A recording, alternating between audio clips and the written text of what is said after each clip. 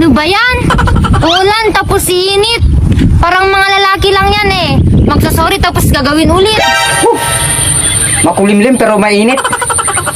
Parang mga babae lang yan eh. Pag sa madilim, laging umiinit. Kunwari. Pero kay kayat namin. Ang kapal mo din eh, no? Yun, disgrasyada ulit.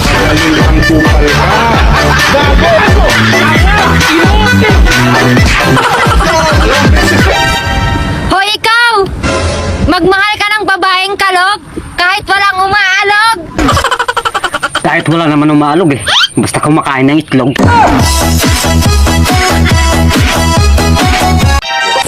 Hoy ikaw! Hindi balik mahina ka sa inuman. Ang mahalaga, naubos mo yung pulutan.